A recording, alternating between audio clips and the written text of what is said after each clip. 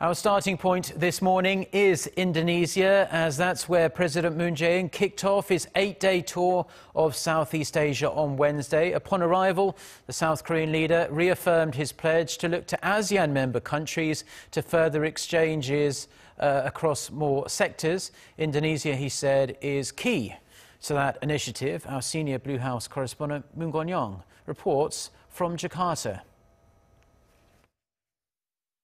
South Korean President Moon Jae-in has arrived here in Jakarta, the first leg of his 8-day three-nation Southeast Asia tour, which will also take him to Da Nang, Vietnam, and Manila, the Philippines. President Moon Jae-in and First Lady Jung-sook kicked off their first state visit with a banquet with Korean nationals living in Indonesia.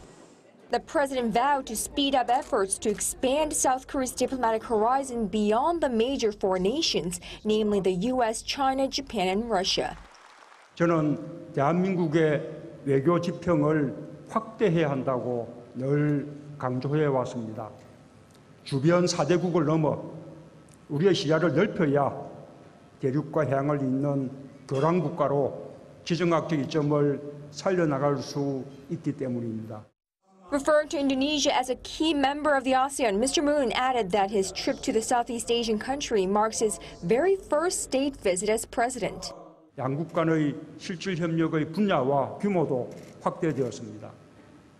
인도네시아에 진출한 우리 기업이 3,000여 개에 이르고 있습니다.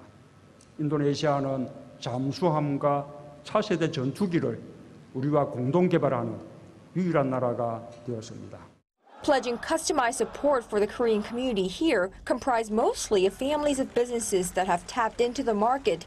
South Korea's chief honorary ambassador for the 2018 Pyeongchang Winter Olympics urged their support for the Winter Games at home. The South Korean president's bilateral summit with Indonesian President Joko Widodo, as well as an extensive roundtable and forum with business leaders from both countries, will highlight Mr. Moon's 3-day state visit to Indonesia. Moon Connyoung, Arirang News, Jakarta.